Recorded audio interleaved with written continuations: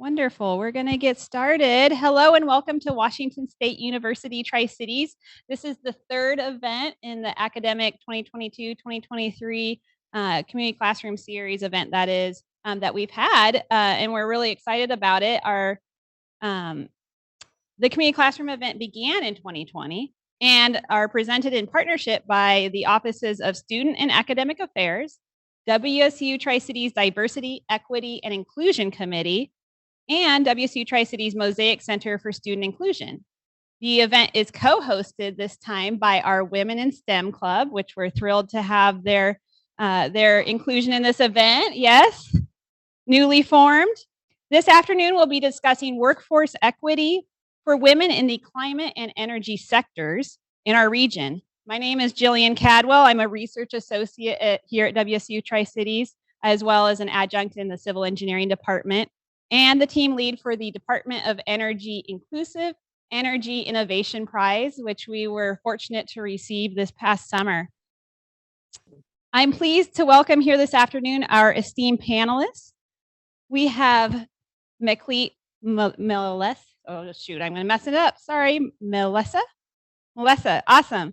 She is a civil engineering graduate student at WSU. Her research focuses on multi-reservoir management on the Nile River. Prior to joining WSU, McLeet worked in academia and research focusing on water-related issues. And she also worked on different construction projects focusing on sanitary work in Ethiopia. Furthermore, she's a Nile enthusiast and has explored the basin through music and public diplomacy. Very cool. We also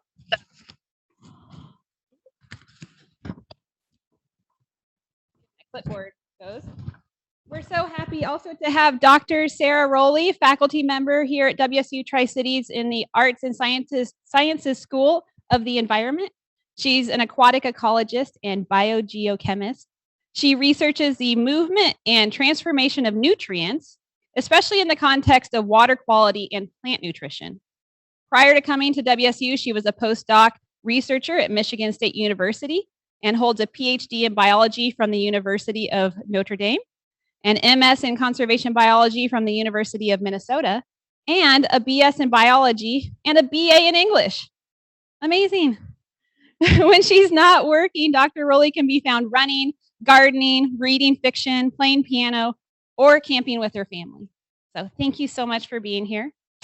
I am at this time going to hand it over to Rizan Osman, president of the WSU Tri-Cities Women in STEM Club and a Clean Energy Ambassadors Network student ambassador. She's a sophomore majoring in civil engineering, and we are lucky to have her as a COO. Hey, thank you, Jillian. We're gathered together this afternoon to hear from women navigating climate and energy sector pathways and careers. We want to hear from this wonderful panel about their experiences during their educational journey and suggestions for women interested in establishing careers in the climate and energy fields. According to the International Energy Agency, women's participation in the energy sector is below that of the broader economy and varies widely across energy subsectors. Despite making up 48% of the global labor force, women only account for 22% of the labor force in the oil and gas sectors and 32% in renewables. Only 1 in 5 leadership roles in the energy sector are held by women, according to the World Economic Forum's Global Gender Gap 2022 report. As of 2022, less than 30% of the world's climate science researchers are women, according to UNESCO's Institute for Statistics. Bringing energy to communities along with ensuring women receive education are two of the biggest factors in communities thriving. The world needs more women to enter these fields. Research shows that women tend to choose careers wherein they feel that they can make a difference. Climate and energy careers are aimed at helping the world. Not to mention, the energy and climate fields provide high salaries with less of a gender pay gap. Gender diversity in the climate and energy sectors is vital for driving more innovative and inclusive solutions for clean energy transitions all over the world. I'd like to open the first questions up to the panel for your perspectives. How did you arrive at your current career/roles you have today?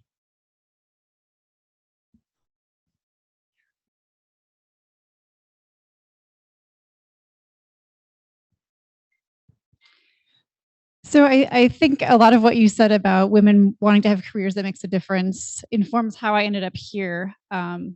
As an undergraduate, I took a lot of different courses, as you might have figured out from my bio. I was kind of all over the place, taking lots of courses I was interested in.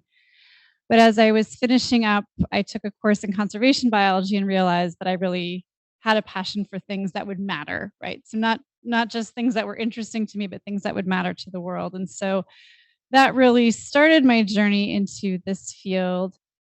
And my decision to and I should know that after my master's degree, I was working in a position where I was informing water quality, but I missed doing research. And ultimately, I'm here because I love doing research. I love that satisfying the curiosity, but I also like research that matters and doing things that are going to be applied to some of our environmental and climate problems.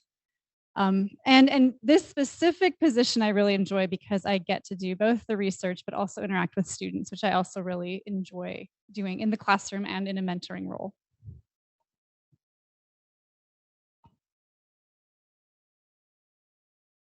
McLeod, if you could go ahead. Um, it's also somehow similar for me with Dr. Sarah. I was not exactly particularly intentional to begin with. I also wanted to do different things. I wanted to do something related with medicine, something related to politics, even at some point. But it's from where I came from. I'm from Ethiopia. I did my bachelor's degree in Ethiopia. It's a bit different. It's not like you get to study what you want all the time. After you do your school living examination, there is a kind of a lottery system where you will be assigned to certain universities. And once you're there, you will be sort of once again assigned to certain fields. Of course, there is a high probability that you'll actually enroll into something that you desire if you have good grades. So in a sense, I got lucky in that sense. My grades were fine, and also not exceptionally good, but they were fine. So I got lucky to go to the university that I wanted and to study something that I thought I might be interested in doing. So we don't exactly have the luxury of exploring different kinds of courses and things like that back home. So it's a little bit rigid in that sense. It's not bad. I mean, sometimes when you're forced to choose something, you just choose at some point. So there is that aspect of choosing your field that's totally out of your control, at least from the part of the world that I'm from and the part of the system that I'm a product of. And there's also the question of, okay, after I finish school, would I get a job? So it's not really a matter of being useful to the community, but also surviving on your own. So that also plays a factor when I choose civil engineering. And at least the bare minimum that was also important for me was a little bit of computation. So I like math. Not so much when it comes to physics. You might also know Razan. But so that was the interest that I had. And of course, again, where I'm from, it's still a developing country. Ethiopia is still a developing country. So there's a lot of things that needs a lot of work in different aspects, and specifically so in engineering. So that was, of course, a plus. But I can't say that was the major reason for me to pursue that particular line of field. No. Well, that's good to know. And this isn't part of the script, but I want to ask, I know you picked engineering because it is a secure job, but were you still able to do things that you wanted, even if you didn't pick engineering? In engineering, yeah. Yeah, that is a good question. I can't say I did because, well, I stayed in the university. I finished school and then I was employed at the university as assistant lecturer at Addis Ababa University. It's a privilege normally when you get to do that. It's normally something that's also appreciated in a sense. So there's also that social outlook on things. But then it is the place to be because it's the place where many engineers, prominent engineers, actually went to, and there are also the lecturers, the professors who are also one of the best engineers that we have back home. So the connection, the networking was good. So I did stay there, and that also helped me to get into different opportunities that I might not otherwise have. So the construction projects that I was involved in were mostly government-related projects, and they were directly sort of given to the university that I was working at. So in a way, I got lucky that way. But maybe if you're sort of connecting it from the perspective of gender, if that's what you meant, there was no particular hurdle or obstacle in that sense from my experience. In a way, I think I'm very lucky that way. But there's also this peculiarity. I went to a girls' school, both elementary and high school.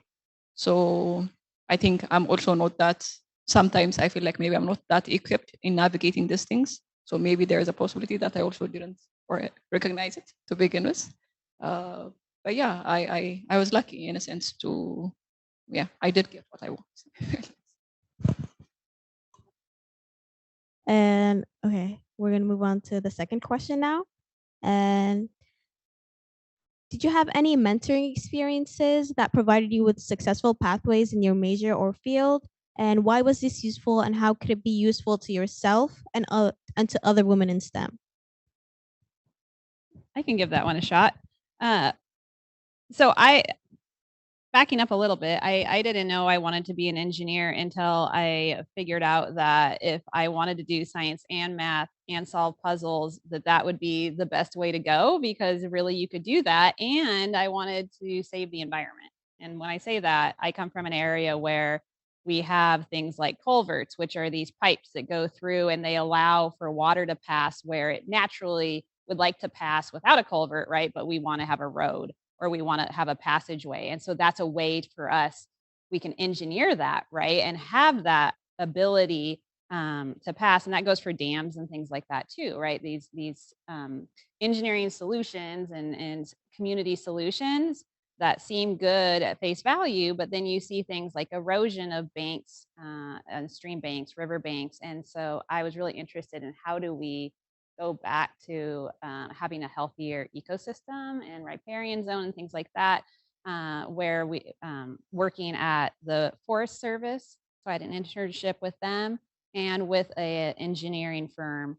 I was the first intern for both of those places. They had never had one before. And when I called them up and had no contacts with them, they were like, "Who are you again? Why are you doing this?" And I was like, "Well, because I want to be your intern." And they said, "Oh, we don't have those." And I was like, "Well, I still think you should." And so I ended up being the first for both of them. And I was like, "I will file papers if that's what I have to do to get in here, but I want to know what you do, because I don't want to just go to college and not have an idea of what I'm getting into." And so that was really a neat opportunity. I don't know how I got the courage up to do that and to tell them that they were going to hire me, but it seemed to have worked.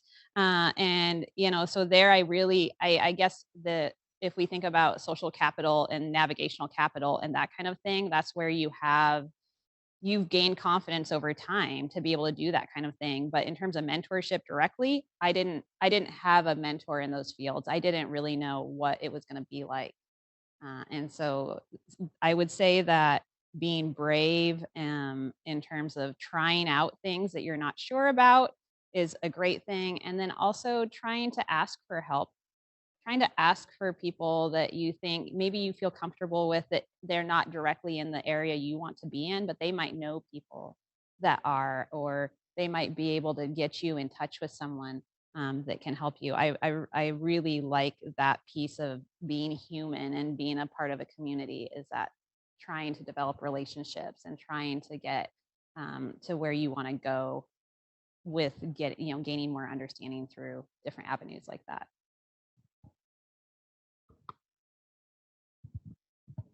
There's a lot of places this question could go, but one thing I want to talk about a little bit is the value of your peer mentors, and by peers I mean people at the same career stage or maybe just slightly ahead of you.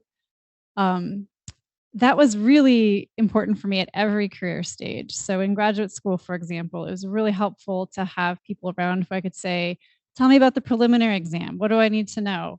Tell me how I should prepare. I had an official advisor and she was wonderful, but the students who had just gone through it were a gold mine of information. And that's true at this career stage as well. I have friends who are just slightly ahead of my career stage, slightly behind, same level. And it's really useful to have people that you can vent to or you can ask questions to and get advice from. And so one thing I'd encourage you all to do is meet the other people in your major, go to club events or, at classes, interact with the other people in the classroom because they are really, really helpful in keeping you, you're keeping you on track and being able to compare notes with those people helps quite a bit.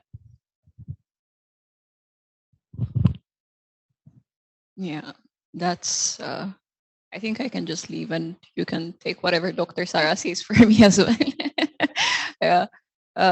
I think that's one of the first things that came to my mind was also that it's friends. And if you're maybe there's a certain kind of luck involved, so that's a bit tricky. So if you have good friends who are hopefully smarter than you, more hardworking than you, and you already have something extra on your side. So that was also important for me. I had really brilliant friends that I could discuss ideas with and who also pushed me a little bit if I backed down. So that's important. And even if I didn't exactly have, so in addition to that, even if I didn't exactly have a mentor, like mentor, but there were senior staff members also, in Addis Ababa University where I worked initially who were not intentionally mentoring me, but somehow did that. And that did open a lot of opportunities. And so these were people that I had constant communication with. And it's also actually one of the reasons that I'm here, because they had contact with my advisor and, things somehow led me here. But in addition to that, there are like small interactions that you sometimes have in different places that you somehow never know where those things go. Like one of the best research experiences that I got was because of this person that I said hi to randomly because I met him somewhere and I was just passing by, I looked at him, I said hi. And then that conversation basically ended up leading me to involve in one of most important research works for me anyways. So sometimes it's not also friends or it's someone that you really know closely, but also random interactions that can actually lead you to important paths. So it's not really like clear-cut mentoring and things like that, but also this diverse little things that are not very structured. That said, though, I had, maybe this is more than that you asked for, but I'll just say it anyways. There was a program back home, and it's a mentorship program. And some people approached me so that I would actually mentor students who are just about to graduate. Not that I was really experienced, not that I'm still experienced, but from whatever experience that I had, so that I would be able to share with them. And while I was having this mentorship, which was mostly just discussing things, having coffee, maybe introducing them to people that I have networks with, I realized I wish I had that when I was your age, because there are certainly few things that I knew that they didn't know. So it's sort of, I imagine I was helpful somehow. So even if there is an opportunity where there are like the structured programs as well, where the mentors are actually approached with the clear guidelines and goals, and you have that opportunity to actually take part in that, you should absolutely go for it. Yeah, and I would say with mentorship, you might need a different mentor at different times in your life, or you might need a host, a group of mentors at one time to help you in different ways. And I'm looking around the room here. I know the folks on Zoom can't see them, but there are 5 different people that I know that if you just ask them about getting a mentor, they would be on it so fast. Even if they're not the person that's your mentor, they know who could be a mentor and they have a heart for that. And I think that we forget sometimes that it's okay to ask for help and to go out and to look for that, because I think almost everyone here really wants everyone else to succeed, right? And so I didn't realize how much I needed it until I did launch into my career, and I got pregnant and was going to have a baby, and I really started to feel alone because I was going to be the first woman to have a baby in our School of Engineering and Applied Science ever before getting tenure. And I just felt so alone. I didn't feel like had somebody to help me navigate that and to be successful, with having a family and a career. I wasn't sure how that would look. And I'm such a type A person. I wanted to have a plan. I wanted to know it would work. And I ended up finding a group of women that said, you can do both, or you can do it however you want. You can take a break. You could be an independent scholar, as we call them, or an independent person, a professional, let's say. You can do different things, and you can make it work, and we have your back. And I think that that's something really neat, in terms of women's equity in these fields. We're not where we want to be, right? We want to have more equity. That's better for everyone. That's better for our community. It's better for the solutions we find to challenges. We know that we need to have equity, whether it be ethnically, gender wise, orientation wise, all those things. To have diversity is a very, very good thing. To get there is hard, though, if you don't see people that look like you, say, in the group that is working on something you're interested in. It can be quite intimidating.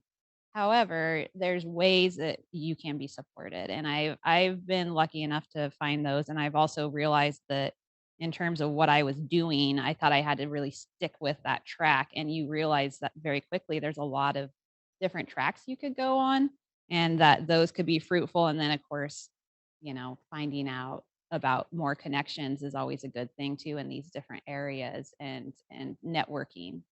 So I have embraced mentorship more now than I ever have, but I wish I had done it earlier in my life. I think it would have been a real positive. Excellent advice, and I hope you guys take notes. And just like a little summary of what they said, I think it's just taking the chance to talk to somebody. And even if you didn't talk to somebody for a long time and you still need their help, like reach out. Like one thing that I personally think, it's like the worst thing they can say is no. And it's like rejection is hard, but like you'd rather know you tried than just like be sad that you didn't. So take that what you will, but you all got this. Okay. Okay, next question. Okay. What would or did help you thrive? Did you feel accepted in your major and or field?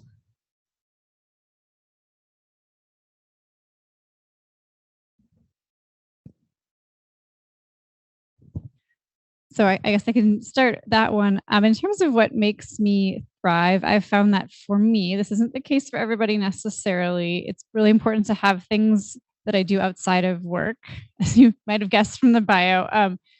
And for some people, their work is their passion, and that's completely fine if that's you. That's what works for some people. That's not what works for me, though.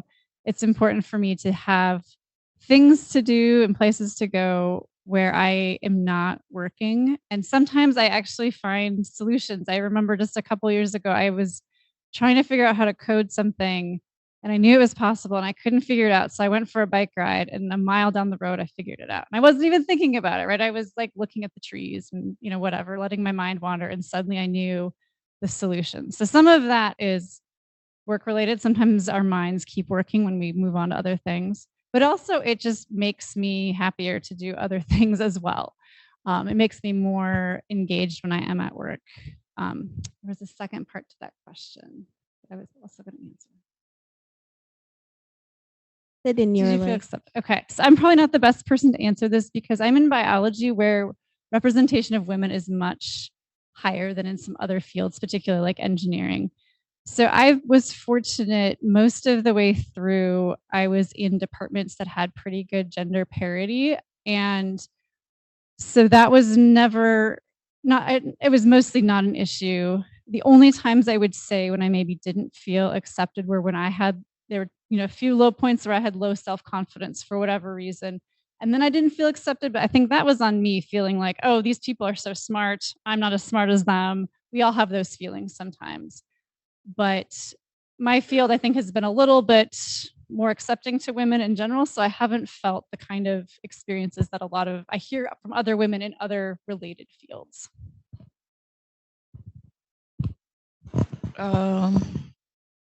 So friends again, important, I guess. And the second thing is family.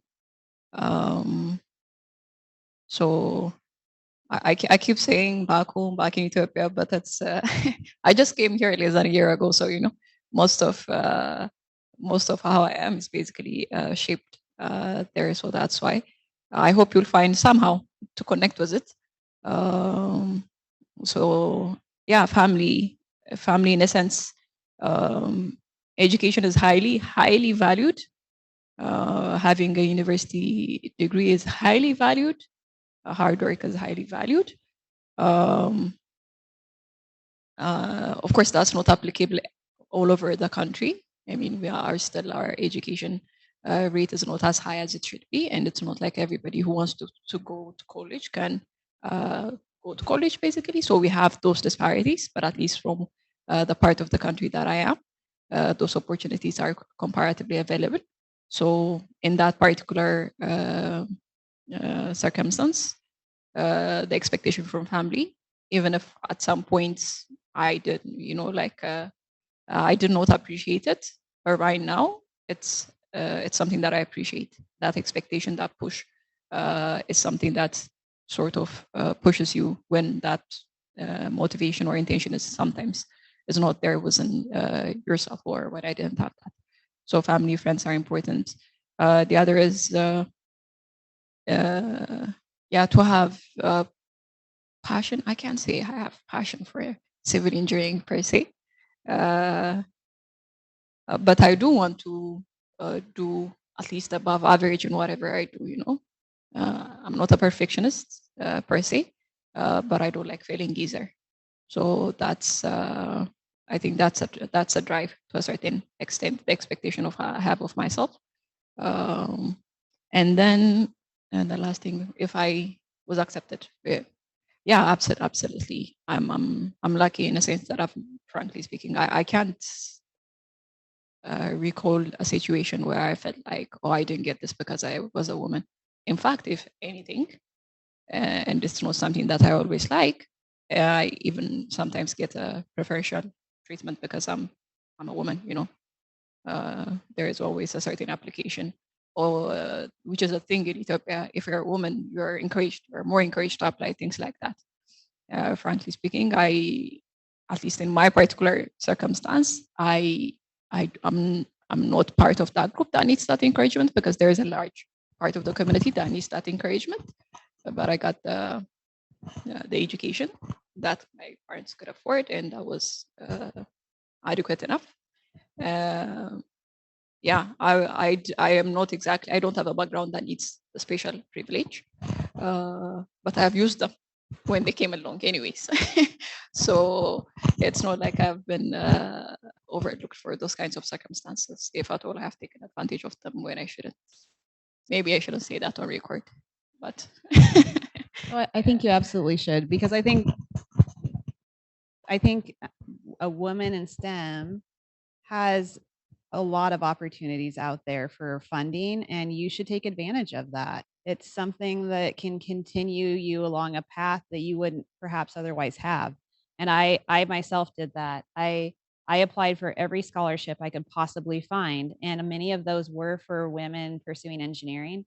And that is the reason why I was able to continue along my pathway. I would not have gotten my PhD without it. I just simply couldn't afford to do it. So that I really encourage you to look out for that. And that's a little piece of the mentorship part too. Also, is that if you have a mentor that can tell you about opportunities like that, I was lucky enough to have mentors that did tell me in my undergraduate days about things I should try, and I did. I tried all of them, even when I like kind of wondered if I should, because maybe it was a fossil fuel company or something where I was like, ooh, I'm not sure about this, but they're like, well, they have the scholarship for women. I'm like, okay, sure. No, I'll do it. So I guess I would encourage you to look for opportunities. They definitely exist. And quickly, I've heard from multiple people that some of these scholarships they don't go out to anybody because no one applied. And so those sort of things are out there. Just you just got to look for them. And in terms of acceptance, I remember like it was yesterday I think it was a junior in high school and going into my first physics class. Well, there was only one physics class for the high school, but it was one. I was the only woman in there except for an exchange student. And I was like, what? Am I in the right place? Like, did they have some sort of male only section? I don't understand. And they're like, no, this is the only section. You're the only one. And I was like, okay, am I going to get a good grade? I'm nervous now. Like, what's going to happen? I really wanted good grades. I was like competitive. That was my sport, academics. It turned out sadly was my sport. And that was really a wake up call. It ended up being okay, but I sort of wondered, like, I wonder if I'm inherently bad at physics because I'm a woman. Truly, right? That's something that can happen. And it's that imposter syndrome, wondering, even though you may be achieving at a high rate, you question yourself. Should I be here? Do I belong?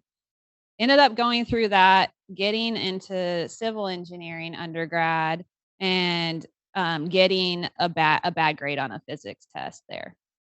Again, thinking like, oh yeah, I know why.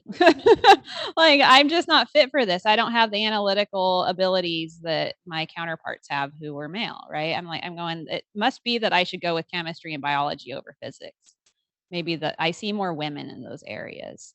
So it was happening early on, but it didn't erode my confidence altogether. I continued to pursue, but I certainly didn't want to take physics too because I was like, there's no way I'm getting out of here alive. So now I realize that was not the mindset to have. Definitely not a growth mindset, and definitely not even accurate, right? Like I have analytical abilities. I didn't need to be so hard on myself. I think that now getting into the career side, being past the, we're always being educated, right? This is certainly a journey of that. But seeing people at the different events, and some of these are coming on our campus. We just had an energy convening, and I thought, I'm a civil engineer. Water was really my jam for a long time. I really like energy. It is pretty cool, and there's a lot going on with it, and I feel like I could make a big difference. And there's a lot of diversity in some of the groups that we've been working with, and I've enjoyed that piece. So it may be that I continue along, fluid mechanics or whatever I'm doing with that kind of research, but I'm going to dabble in these other areas where I feel like I have some camaraderie too. Maybe not to say I don't have it in my own, but throughout time, fluid mechanics, I worked myself right back over to physics again, because that is fluid mechanics. Sometimes it felt a little lonely, but if you're working multidisciplinary wise, you can find more people, I feel like, that you may relate to or bring you up along your journey.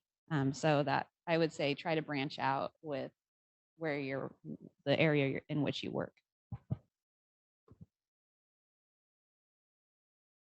And now we'll move on to the last question. Why should women choose the climate and/or energy fields? Is there a lot of opportunities in our region? Question mark.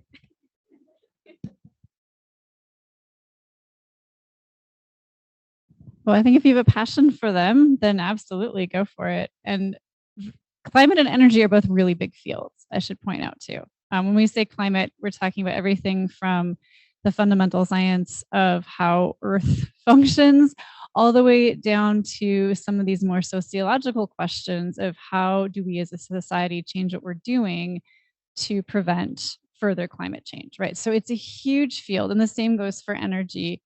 And so I think it's important to choose something that you like to do. But I think within those fields, there's a ton of stuff, and there's a ton of ways that people can contribute, whatever your interests are.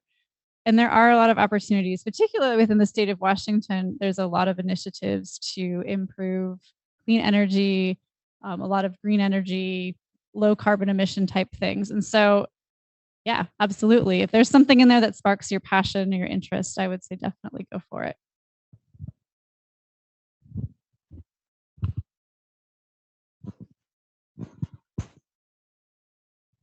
Um, so once again, there's what Dr. Sarah said. I'm not exactly, yeah, maybe I should. So I'm not gonna add anything on that regarding this region per se, but I'll just tell you a little bit again about back home. So we, I come from a country where still women particularly have to go miles to get water for their family. So if at some point somehow you want to branch out, so this is not exactly an answer to the regional question per se. If at some point you want to branch out, you want to work on wash related issues, so water, sanitation, health, things like that. If you want to branch out on those things, there's so much to do globally, not even regionally, because maybe you're familiar with the Sustainable Development Goals. One of the goals, I don't exactly remember which goal it is to actually have fair access to water, fair access to energy. So there is a lot of things to do, and these issues, especially in developing countries, the burden that comes with unmet needs in water and energy falls unproportionately on women because of the household division of labor and things like that. So if you feel somehow invested in that interest in easing the burden of women, you don't have to go to energy or to climate, because it's for the purpose of women or gender related issue. If you want it, you do it, but if you go for that purpose, you even have more reason to go to that, because there's much more to do to ease again the burden of women in that sense. So yeah, if that's your reason, more power to you. And definitely there's so much to do. Yeah, I like what you said about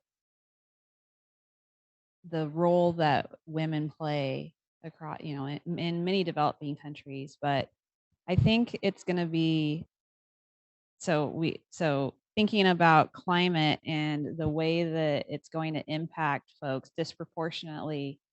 This is a climate justice issue. And I know that we don't always have the voices heard from those groups that are disproportionately suffering. And so I think that's that piece of really wanting to be helpful. There's so much opportunity in climate and energy related work, sustainability, environmental rehabilitation, and all of that, is something that this generation is going to have to tackle more than we ever have. This is something that's going to be cross-disciplinary, cross-sector, because this is what is going to be permeating everything we do, right? We have to change our agricultural ways. We have to do a lot to pivot and to try to survive on this earth, right? And so I think that that's being recognized with regard to job opportunities in terms of making sure that we're funded as a country and hopefully globally to be able to tackle these challenges. And it's really multidisciplinary. So you don't have to be an engineer to work in energy or to work in climate work, because all the different sectors are needed. Well, I should say all the different disciplines are needed. Because if we can't get the word out about a technology that's important and could really change the lives of people, say hydrogen, if we're using hydrogen as a fuel replacement, or if there's opportunity for residential solar, commercial solar, how do we get that to underserved communities, for example? Well, we won't be able to do that without having marketing and education and all the different pieces that go into community engagement and getting the word out. So there are definitely a lot of jobs that have to do with energy and climate, but you don't need to be an engineer to do it, or a climate scientist to do it.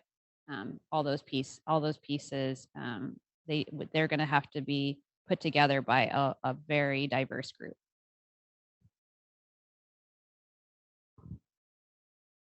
I feel so enlightened to hear what you guys have to say, and I just feel like I have more drive to do a lot of things.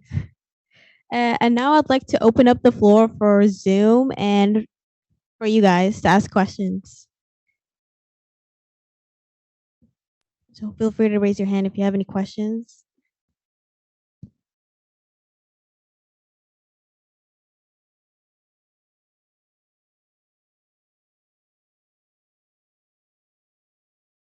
Oh, hi.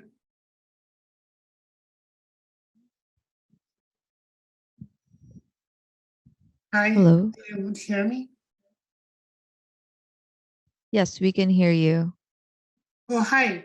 Hi, my name is Sai, and I've been with I met Jillian Cadwell a couple of weeks before, wherein my son came and gave a presentation about hydrogen energy technology as a proof of concept for addressing problems that the Board of Menton is facing. I have a question here. So myself, so I have a master's degree, but I've been taking a break for about 8 years right now, having moved from Canada to here. I finished my graduate studies in Canada and my master's, and I'm a stay-home mom. So what would be your input would be for me to plan career, maybe 5 years from now, or maybe 10 years from now? That's why I'm looking at least 5 years from now. What kind of a path do I need to take? So how would be the acceptance in the market? Because having taken a break after my master's, I'm still kind of not sure how to go about with it. And my master's is in food quality control. And that's a certain point that I definitely want to have a career shift. Just because of the logistics of how the job is. So I'm just trying to get some advice on that. That's my first question.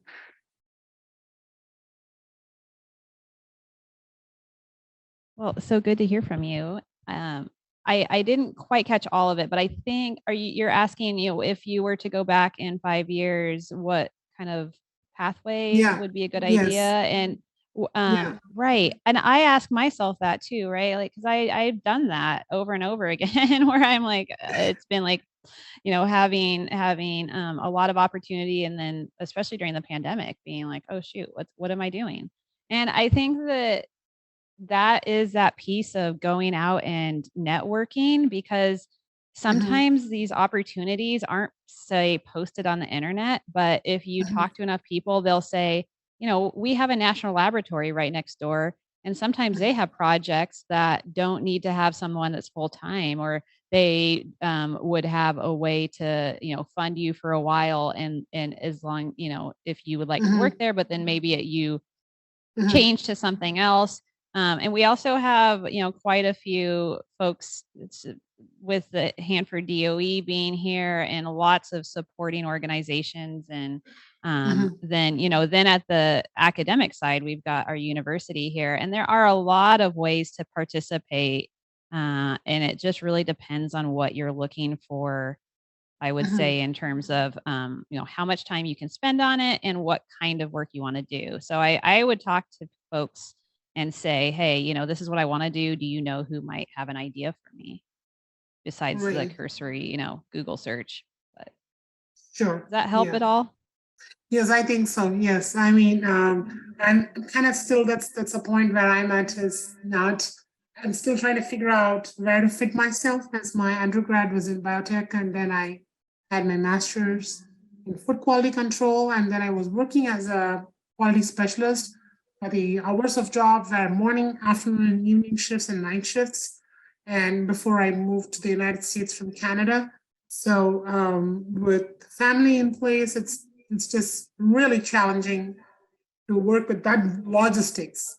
So I'm just trying to have some reduced hours, but at the same time, work towards a career so that at some point I can step a little further and focus more on the career front.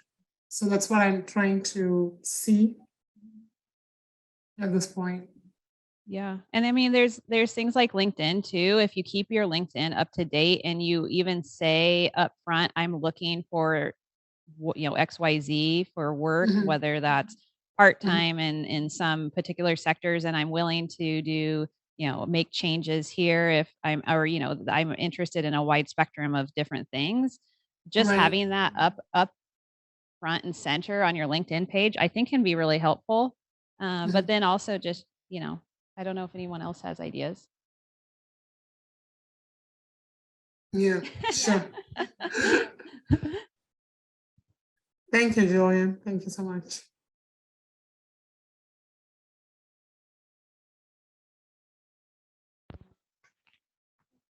Is the mic? Okay.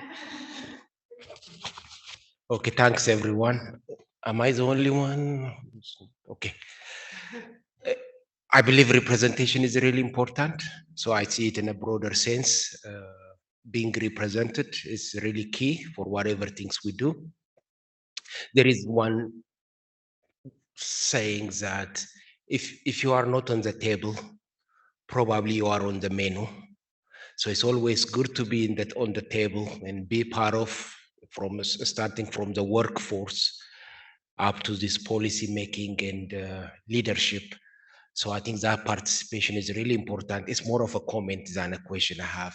So it's good to see you encouraging, being a role model there and encouraging our female colleagues to be active part of this really important issue, climate, energy, which is going to drive, I don't know, the coming century issues that we're going to wrestle with. And there is, I believe, I think there is a man way of doing things. It's not just ill intent, it's just that's how we grown culturally. There is a lot of influence how I grow up. If my mom see me in the kitchen cooking, she will be shocked because I'm not supposed to be there. I'm supposed to be doing something related to book. So we grow up in this kind of environment where we are discouraged to do something, but encouraged to do. On the other hand, females might be encouraged to do something. So I think breaking that barrier should have to come, and you are the one of, I think this is where people want to see that. So it's great to see and listen from you. Thanks for that, Jonas. And I think you bring up a really important point that gender roles are changing and becoming more flexible. And that's a really important part of this. And so another thing to think about is if you have a partner, like having those honest conversations about, hey, I'm not going to do all the housework and have a full-time job. Like we've got to split this up. And I think that's becoming a lot more common and a lot more natural. But sometimes you have to have those conversations because an easy thing to do is just fall into the roles that you saw your parents or your grandparents. And that might not work for your particular relationship. So that's another thing to think about as you move forward, because it's really difficult to have all of the home duties and all of the work duties. But if you're working with your partner, you can make it a little bit more equitable. That's a really good point.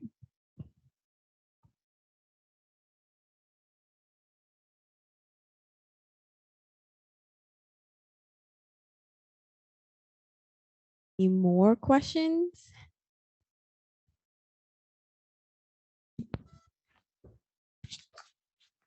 So in the introductions, music came up.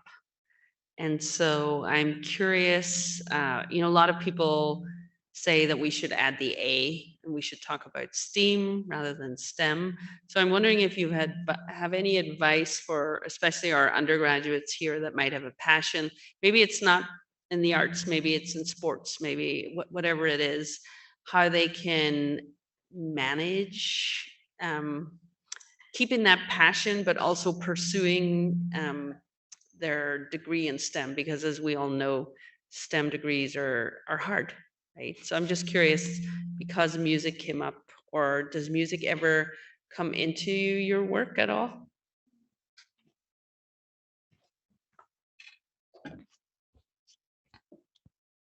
Uh, I also mentioned in my bio, I guess, something related with music and Nile. So if that's what you're directing the question at, I'll just say something.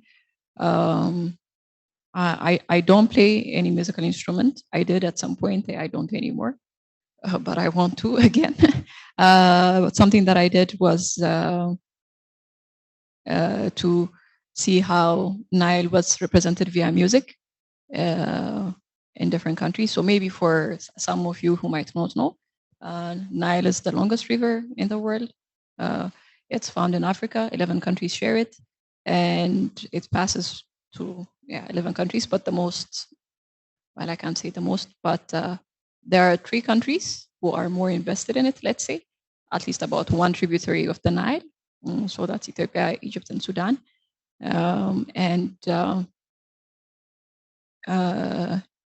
not sure American or Western music relates, has emotional attachment to natural, water or mountain or anything in music, at least on the ones that I'm familiar with.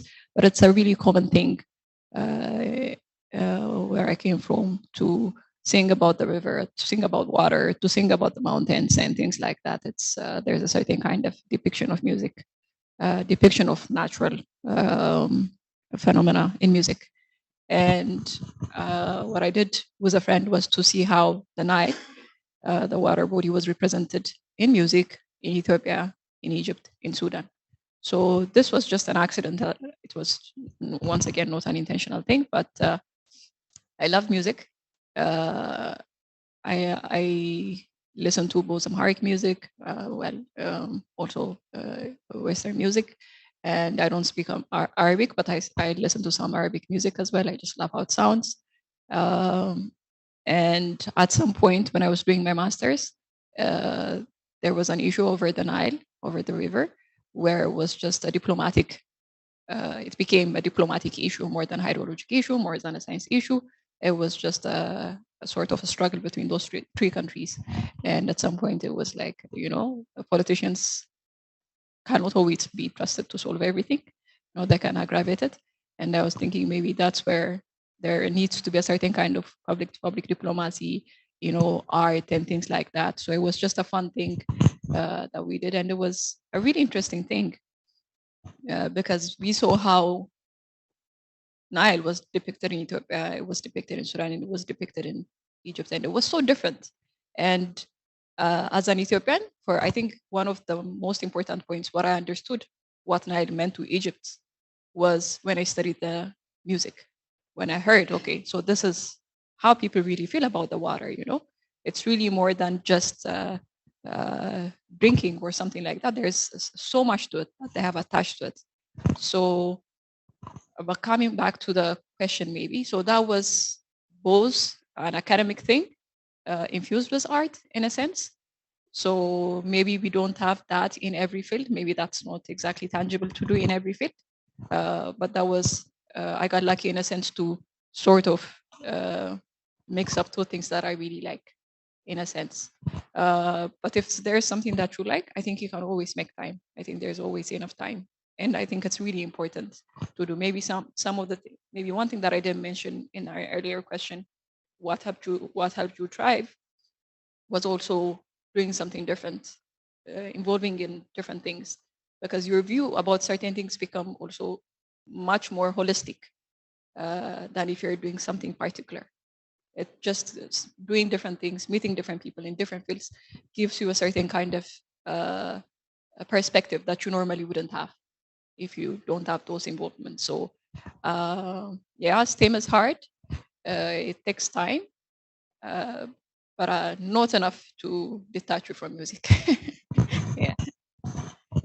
Yeah, and I want to mention too that, art in STEM or STEAM, it's so important because that can bring to life a technology, or it can make it more interesting and fun, and you can educate then better when you have the artistic piece. So if you can visualize something or draw it, prototype it, that's creative, and that's that art piece. And then I would say that oral and written communication is so important in everything I've ever done. And I hear this a lot from my engineering friends that if they're able to speak about something in a way that is, accessible to audiences that aren't, say, scientists, or if they are, able to communicate about something in a compelling way, that just makes you a better scientist or engineer or STEM professional if you have those capabilities. So to develop those and to hone in on those, though, that's a real positive for folks in STEM or STEAM, I should say. Well, it depends. I think it in most people's hearts it's STEAM, right? Because we really want to have more of the representation and understanding that it takes the A to really launch the S, T, E, and M. I think where we get into the weeds sometimes is that funding structures and things like that, where the STEM projects are being funded, right? And so they're careful to say, and with representation, right? Because the STEM areas we are underrepresented, and there's a need to have more equity and equality there. And so we're careful to say STEM, but that doesn't mean that we're not wanting to be inclusive of the other areas. We're just trying to recognize that there's a problem here and we need to fix it, and here's an area we need to focus on. That makes sense? Yeah.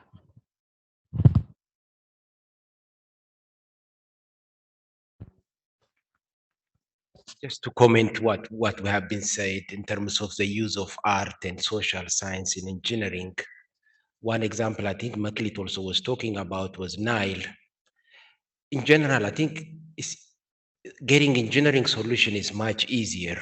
I can solve a problem from engineering side, but especially when you talk about this, we talk about transboundary river, which crosses different countries and so on. The problem we're dealing is nothing to do with engineering. It's practically something related to sociology, something. I mean, there is a win-win solution from engineering side that we can come, okay, you should do A and B up to Z, then things should work. But come to reality, the driving factor, how people decide, there is a trust issue. For example, there is a dam, they build Aswan Dam in the middle of Sahara Desert, and they lose evaporation, like significant amount of water is evaporated. Ethiopia can use, or other country can use that water to irrigate and then send the water back if they have the dam somewhere in a better place. So locating that dam from engineering side is easy for me. All I see is, okay, what do I need to have this a best location? But again, come to applying that solution, that's the other factor. And the other thing I think Julian was mentioning is communications. You don't have to go far. Look at me, I'm a terrible communicator, but I'm not as bad as you see me when it comes to really engineering work. I'm really we are technical, we are trained to solve things, not to communicate, not to convince people, but I can do the technical part. So having this art background, social background, or even collaborate with them, I think will have a bigger impact than what we currently normally practice. Thank you. Okay. We are now going over time. So as much as I don't want to, we will have to end this session. And I want to thank our wonderful panelists here. And I'd like to thank the audience for being here and being so engaging. And I don't know if the panelists are busy, but we'll be around if you have one-on-one questions. And thank you so much for coming, and go Cougs!